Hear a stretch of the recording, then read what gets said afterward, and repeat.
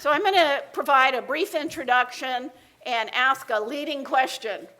And then they're going to talk for a little bit, and then you're going to have the chance to ask questions. So our first panelist is Amy Giske, which she kindly told me rhymes with whiskey. Yes. It's making it much easier for me to remember. Amy is the Senior Associate for Online Program Development and Adult Student Services at the University of Maine. Along with other Division of Lifelong Learning staff, Amy is working to grow the UMaine Online initiative at the flagship campus. So Amy, your leading question is, what are the key considerations a department should make before deciding to move their program online? Well, thank you, President Schott. I appreciate the opportunity to come and talk with everyone. So the decision to move a program online or to create a new online program from scratch is a big decision, and it has a lot of complex layers. I think we could probably spend an entire day talking about everything you want to think about before moving a program online, but I have about 8 minutes, so I'm going to try to give an overview just based on some of what I know from attending conferences nationally and some of my experience at USM and UMaine growing online programs. So what are the initial questions you should ask before moving online? An initial area you want to consider is alignment with mission and vision. How is this new online program aligned with the mission and vision of your department and of the larger university? Any initiative like this is going to take a lot of resources, so you want to think through how moving resources to this initiative might take resources from other things. You want to, if at all possible, align it with the strategic plan of the university. You want to think about what that shift of resources will do. Are you wanting to maintain your on-campus version of the program? And if so, what will that mean for faculty resources? Can you offer the courses for an online cohort and an on-campus cohort in a regular enough pattern that students can graduate quickly? What's your ideal mixture of part-time and full-time faculty members? Often, we're all pressed to do more with less, but if you can, think ahead of time about what that ideal mixture is for you, and can you maintain these two cohorts, an online and an on-campus program, given your existing resources? Think about what that 3-year schedule of offerings is going to be. Who are the faculty champions in your department that are really behind this online and this push online? And beyond that champion, does it really have universal support from your department? Is it aligned with where your department is wanting to be 5-10 years from now? Another key area is market analysis and needs assessment. Who's the target audience going to be for this new program? How does an existence of an e-tuition or a lack of an e-tuition affect that target audience? Perhaps you want to reach a national audience, but you can't at the price point of your tuition. So that's something you need to think about. Is your program, as it exists today, aligned with this new target audience? Have you considered how changing the format might change the learning outcomes that you need? Are you going to be reaching more of an adult learner audience? Because if that's the case, is your program and your curriculum designed for adult learners? In terms of a needs analysis, is there some type of externally validated evidence of need for this program in this format? If you can, it's great if you can conduct a market analysis. Something that's easier and a little less expensive is a national scan of competitor programs. And this you can just Google search, call people up. But we have a model where we create, just spreadsheets of what other programs exist in this area, what is their credit, how many credit hours is their program, what's the faculty profile, what's the tuition rate, student learning outcomes, and then how does your program compare to those competitor programs, and how do you want to position your program in the marketplace based on a lot of different things like price point, your faculty, learning outcomes. What's the state, regional, or national need that this program is meeting? So those are just some questions around target audience and market that you want to consider. Another area, quality online teaching and learning, and this is obviously the most important item, but as you move online, it's a good opportunity to rethink some of these things. What are the intended learning outcomes of the program? And again, are they different at all based on this shift in format and shift in audience? How are you going to be assessing your program level learning outcomes as well as the course level learning outcomes? How's quality going to be measured? What feedback loops do you have, again, at both the program and the course level to make sure you're reaching those desired outcomes. So I'm going through this all quickly, but the next area is business plan and financial assessment. Is there an upfront investment required to move this program online? If so, what is that investment, and is it possible to get it? What level of enrollments are you going to need to sustain the program? And to do that, you're going to have to identify target enrollments for each term based on number of full-time and part-time students you think you can recruit. You want to identify any other big, major budget items that this program is going to need and compare that to the enrollment targets. And ultimately, will the program be profitable enough to be sustained? So that's some of the less fun business stuff, but it's important to consider that, before you launch into something like this. Another huge area is just support infrastructure. IT, it's critical for an online program. Do you have the tools that you need for a high-quality program? Is there some type of uniform understanding of the tools your department would like to use? You obviously don't want to stifle innovation and creativity, but you want the student in your program to have some type of consistent learning experience. Are you all going to be using Blackboard, Adobe Connect for your synchronous meetings? That's an important discussion to have early on. Student services, this is my area of specialty, but so I could go on and on on student services, but think about what's going to need to shift as you move a program online. In terms of advising, I do think advising online students is very different. They need a much more proactive, involved advisor. They feel more isolated much more easily, so do you have a model where you have advising support, someone's constantly reaching out to students and making sure they're not feeling isolated? What are your plans for an online orientation, tutoring, virtual community building, as Dr. Schott was speaking to earlier? How are you going to build that community? Faculty services. How are you going to make sure your faculty are trained and that they have ongoing support? So both the learning design of the course as it's being built for the first time, but then ongoing support. Marketing, what's your marketing plan, and do you have plans for a social media presence? Blah, blah, blah. There's a lot. But the big thing I would say is that find out who can support you on campus in all of these efforts, because you're really not alone as a department. I'm kind of speaking to departments here as they're making the decision to move online, but I know there's staff at UMaine, staff at USM, I'm familiar with that, and staff at all the campuses that can help you make some of these decisions. The final big area is administrative issues. So think about the accreditation process and what steps you might need to take to move this program online, and timeline that out, because often it takes longer than you may think. And what's your plan for program review? Not all programs, when they move online, are successful. So even with the best possible planning, what's your plan for program review, and then program elimination or modification if that becomes necessary? It's good to plan that up front if you can. So there's a lot of checklists for online program development that I could share, and so what I've done is just kind of taken some of those and adapted it based on the UMaine system and some of my experience, and I'm happy to share that with folks afterward.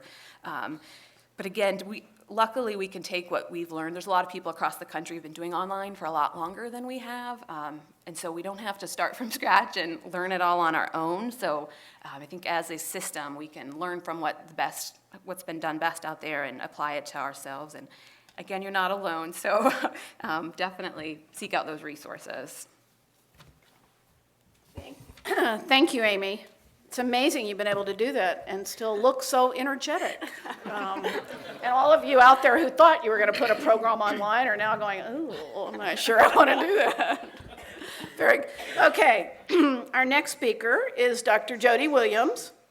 Dr. Williams is an associate professor and coordinator for the UMA Information and Library Sciences program, which is offered online all over the world.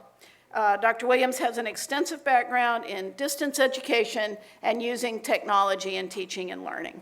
Thank you. Oh, I forgot to ask your leading question. Oh, yes, I was just going to go for it. Okay, so your leading question. When we're designing an online program, if we decide we have the energy to do that, we are really making the decision to expand to a global audience, a global marketplace.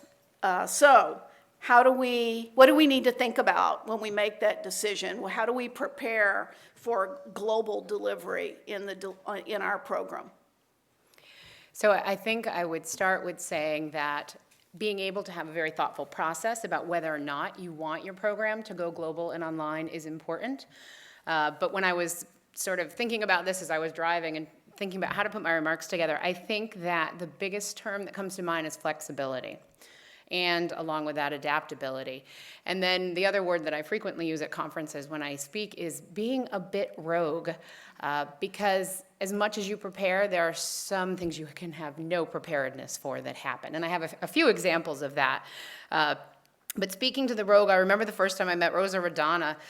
She knew who I was before I even met her, and I thought, oh my gosh, I don't know if that's a good thing or a bad thing, but apparently, because being in a global market in a system that was not set up for students who are international and not coming to a campus is an extreme challenge that can be very hard to overcome. I'm probably going to speak to two more distinct student groups that I work with. So we have a group of students in the Caribbean, and we also have a group of students in Micronesia. And so a lot of my work has been with these two very specific groups, but then we have also had students in Ireland and China and places all over the world. And so I think, the greatest thing about having a global market is what amazing amount of richness it brings to the classroom. I mean, where else can you have students who are experiencing censorship firsthand because they can't get to a website, they can't get their textbook for 3 months, nor can they download the content in an electronic format because the digital rights management is not allowed in their country? How do you work around that when a student comes to you and says, I can't? So I think that adaptability is very important because all it takes is one of those little bumps for an international student and they're gone. And so it's very important to be able to work around that, but also push the boundaries of when an office says, yeah, no. My response, people know, is like, really? No, that's not okay. So how do we work around that? And I'm very lucky that at UMA, I think we're small enough, and sometimes our rules are flexible and adaptable. And in working with University College Folk as well, to be able to adapt and find workarounds until we can get a permanent solution that will help with these students. So I think I've broken this up to really the focus on students, working with faculty and staff, and then sort of the administration, very similar to some of your approach. And I think it's important for students who are not from the United States to feel and recognize that they're not just in a class, but they're part of a class. So I try to develop and use materials where they can see themselves. So my Micronesian students in particular, I have a wonderful TED Talk about every time a Micronesian navigator passes away, it's like a library burning. And the response from those students that they see themselves, their ancestors, in the curriculum is amazing. I keep a little notepad next to my desk with all of the different greetings from the different languages that I know my students are their native languages. So that when I write an email, it's either Aili, it's Kalangan, it's in their language so that they feel that they're connected to me as well. The list is growing. Sometimes my keyboard doesn't work so well with trying to type that out, but I think that's important. Our Micronesian students learn very differently from our students here in the United States. They learn in familial groups. They learn in a family system, and their community colleges over there are developed very similarly so that their students are always in a cohort together. So here all of a sudden you have a student or a couple students taking a class or a program through UMA, but they're on different islands. Somebody's in Ponape, somebody's, over here, over there. How do you help them learn? How do you understand, first of all, how they do even learn? I was lucky that I have a liaison over in the Micronesian Islands from a nonprofit agency. And so they can help. They've helped with the students not being able to get e-textbooks because it takes 3 months for them to get their materials and their books. So the bookstore is adaptable because they will start to get the information early and know that the ILS students will start ordering their books way in advance, sometimes the previous semester. So having those kinds of awareness when you work, students where on an island, the power plant burned halfway through the semester, and all of a sudden they can't get online. They have rolling blackouts. They can only get online at night. So how do you not just say, okay, well, too bad, you can't finish the semester, and get the students their materials? This past semester, I think, broaden it beyond the student. You can also have faculty who are international. So we have a faculty member who is here in Maine, but she travels. She started a nonprofit to build libraries in remote areas of India. And last semester, there was a huge flood, and she was stranded on a mountaintop with no internet access. I get home from work, I have a satellite phone call from her saying, I am stranded, there is no way out, and all of a sudden, I'm the instructor for her class. So I step in, Marilyn adds me, and I go in and take over her class until she's able to have access again. I had an instructor this semester in Pakistan who started this semester. He's a wonderful instructor who has taught for us before. 4 weeks into the semester, there was a targeted shooting in his neighborhood, and he was on lockdown for 4 days. Couldn't leave his house. So we determined, because of what was going on and where he lives, that he could not teach the course. So 4 weeks into a semester, I took over a course. So these are things that you can't plan for, that happen, but also financial aid. So there are some countries that have special relationships with the United States, and students are allowed to get financial aid. It's a very attractive thing. However, if you talk to our director of financial aid, sometimes it's 8 hours on the phone with the feds to get it set up because the students don't have Social Security numbers. There's a whole different process. And the thing I love about the staff I work with is they are adaptable. They don't say no, but they'll spend 8 hours on one student versus all the other hundreds and hundreds of students that they also have to prepare financial aid packages for. And I think the other thing that is very important is that for international, you can't just hand the students off. I'm the liaison to every office on campus. I don't just say to a student, go to this office and get this. I will jointly work with that office to meet what the students' needs are, whether it's a logistic thing with getting registered or if it's other kind of content. And I also will work with other faculty. And when I advise our international students, I'm very careful. I know there are some faculty who are stronger online and more aware to our international students' needs than others. So I advise and coach in a different direction. So I think as well as being the liaison, you also, if your program has an internship requirement, so the ILS program, we require internships. So again, these are rich, amazing experiences. I had a student who was in Africa who rode a camel with her husband to Timbuktu, literally. I'm like, really? Now I know where Timbuktu is. And she worked with the Blue Men of the Desert in a Muslim document center. She had to get special permission. And studied 13th century Sanskrit documents. So how amazing to be able to share that with these students here in Maine or other places in the United States. But the other side of that is I have to be willing to be adaptable to some of the guidelines for our internships and figure a way to work so it works for the student as well. I got a couple more things and then I'll be done.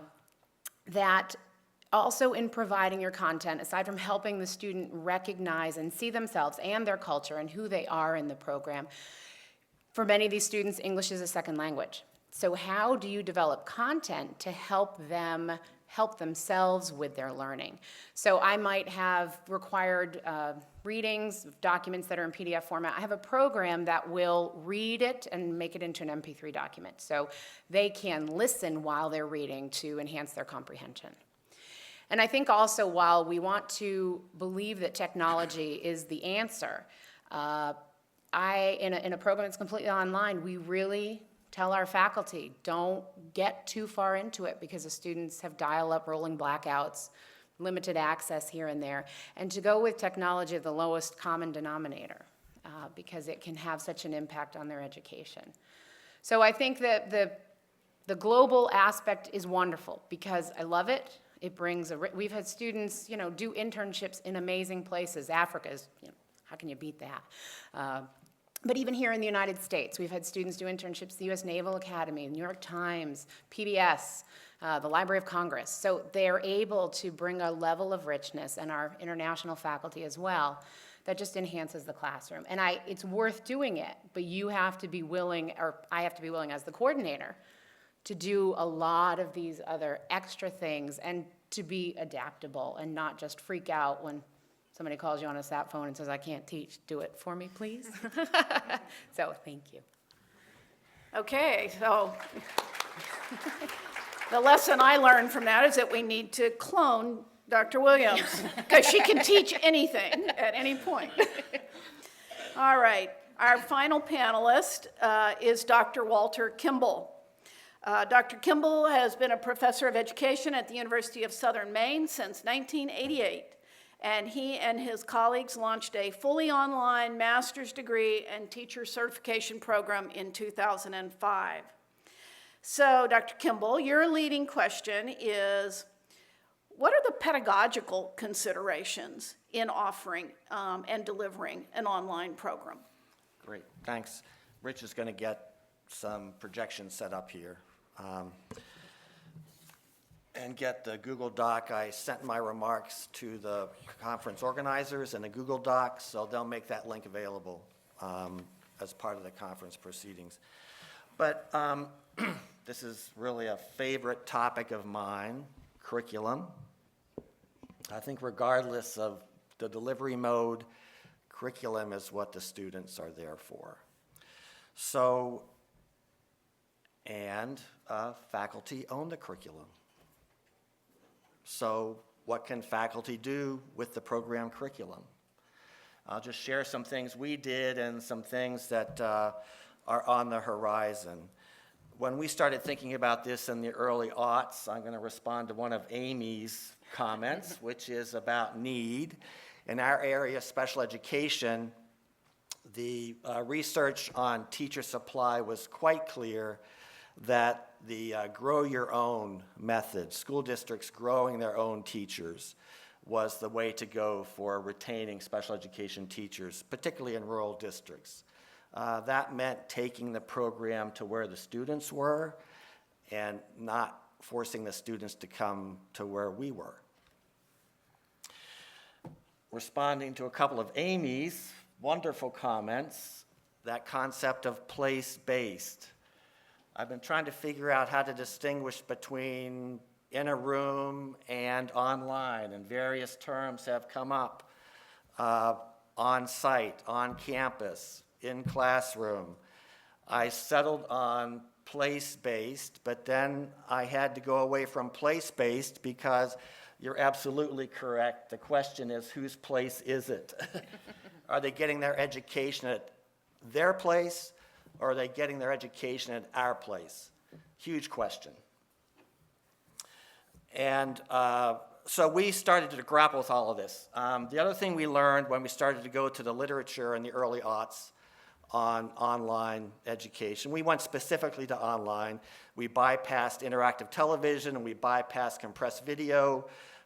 We didn't see a future in that. We saw the future in online, so we went directly there.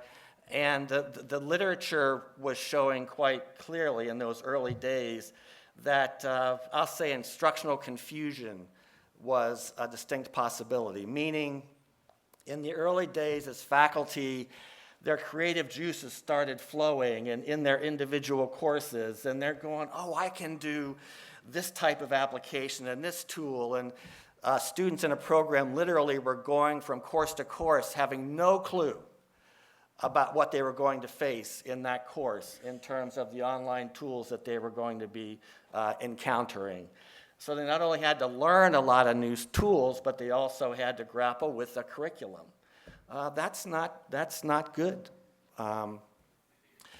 So the idea of lowest common denominator, it doesn't mean necessarily that the faculty are at the lowest common denominator.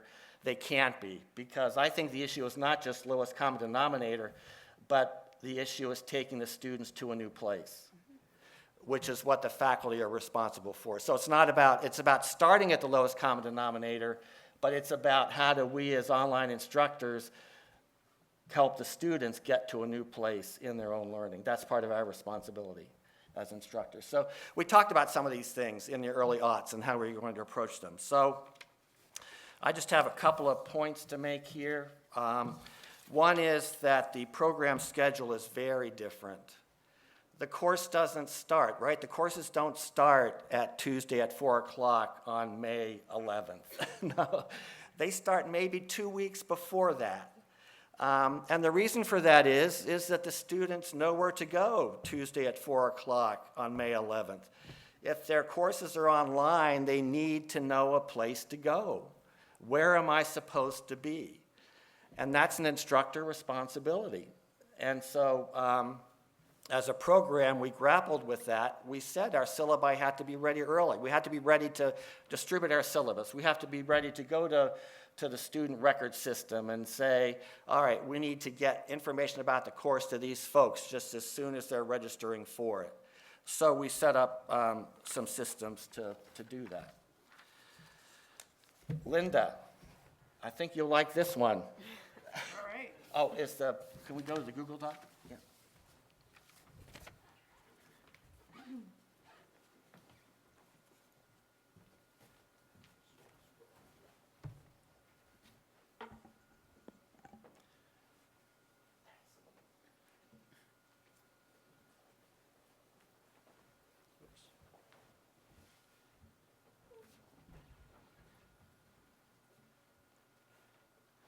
When we looked at the program, our program curriculum, we couldn't just look at days and times. We took that opportunity to start to look at a modular approach to our curriculum.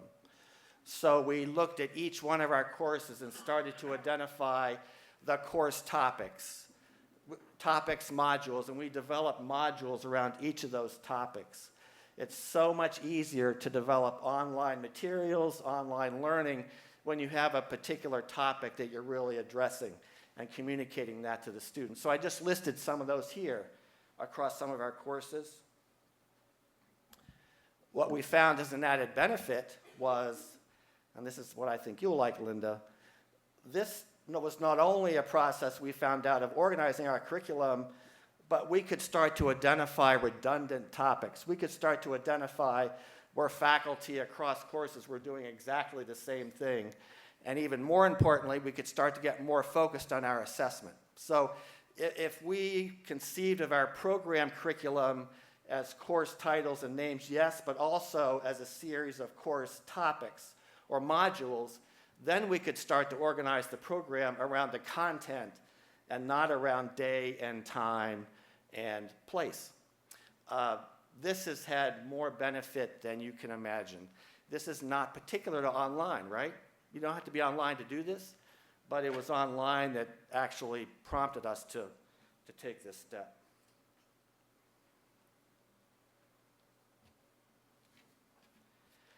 Blended. The typical definition back then of blended was a combination of, now I'm calling it in-room. I'm calling it in the room. A combination of in-the-room education and online education. Well, we started to look at the technology out there. We changed the definition of blended to synchronous and asynchronous. What's that combination in an online program? So synchronous meaning web conferencing, chat, asynchronous meaning discussion threads, email, and we looked at blended in that way. Well, it was interesting when we looked at the notion of blended in the program across courses. We didn't just look at single courses. We found that some courses needed to be heavily synchronous. So we had some courses that had to have a lot of web conferencing. That was fine. The course needed that. It needed that real-time engagement and interaction between instructor and students for the course goals to be accomplished. Other courses didn't need quite as much. So when we started to look at blended from a program perspective in terms of the balance across courses in the program, then we could make for a much better educational experience across the courses, and we could communicate with students. We could let them know this particular course has a lot of web conferencing. So there will be a real-time commitment. Of course, the difference being it can be a commitment where you are on your browser, which is a big difference, but it was still a time commitment.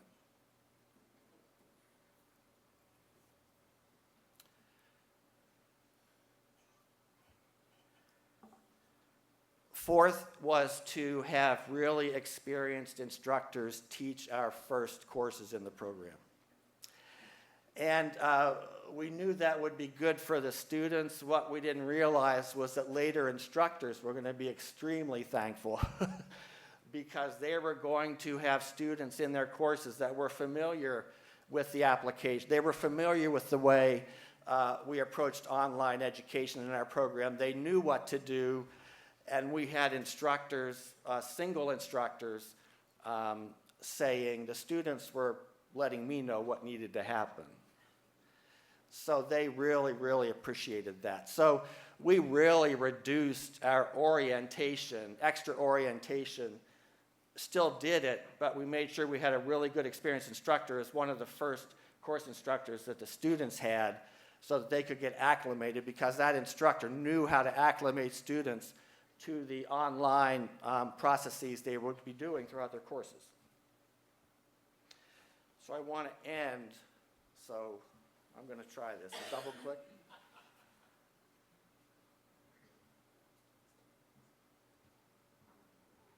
Good. Thanks, Rich.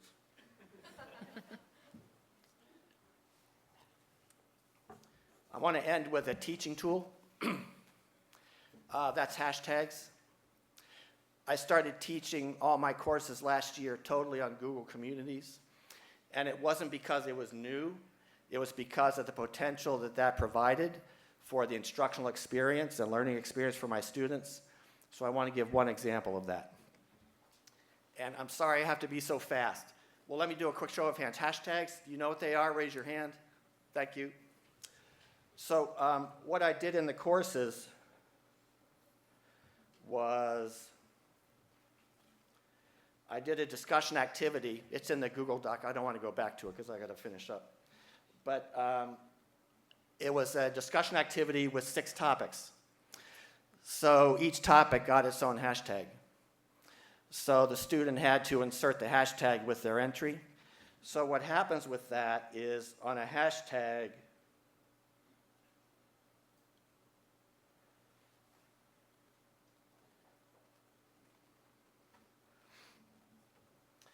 if you click on that hashtag anywhere it's present, it gathers all of the entries for that hashtag, regardless of where they are on the site. So I didn't have to worry about separate places to put the 6 topics. I didn't have to worry about any of that. I could treat the assignment as a whole. If a student wanted to see exactly the entries that were for a particular topic, they could just select the hashtag wherever it appeared in the course, and it would immediately cluster. So I thought, this is cool. So that went pretty well. So then I thought, well, if I'm doing that, why don't I assign each student their own hashtag? Because if hashtags can work across courses. So what happened was, and I apologize for the mock-up, I couldn't show you a real course because my students' pictures, photos, all of that are splashed all over the course, which is a great benefit to have those visuals, faces and places and pictures as a part of the course, but that means I can't show it here. So, so I did a quick mock-up. So I created 2 course shells, 2 different course shells. So if I click on my hashtag,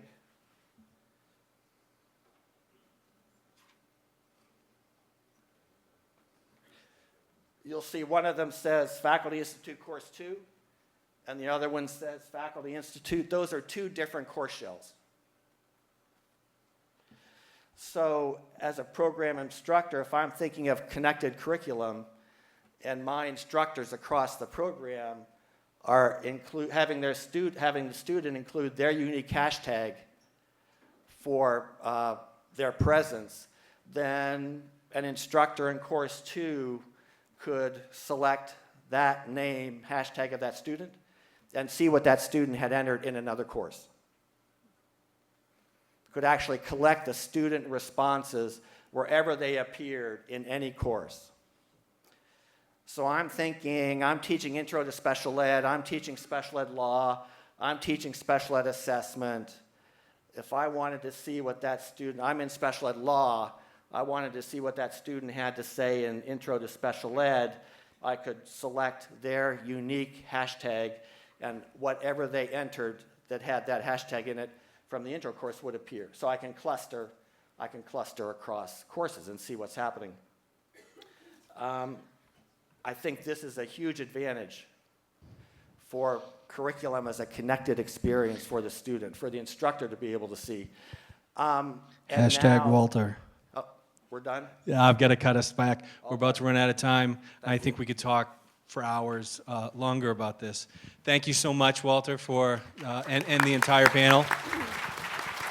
Really quickly, we had planned to allow folks to ask the panel questions. What we're going to do instead is we're going to ask you, they've agreed to be emailed some questions, and they're going to be here all day, I think, too. So if you see them, they'll probably enjoy the conversation. But the email will be ucls@maine.edu, ucls@maine.edu. If you have any questions, we'll make sure they get to them.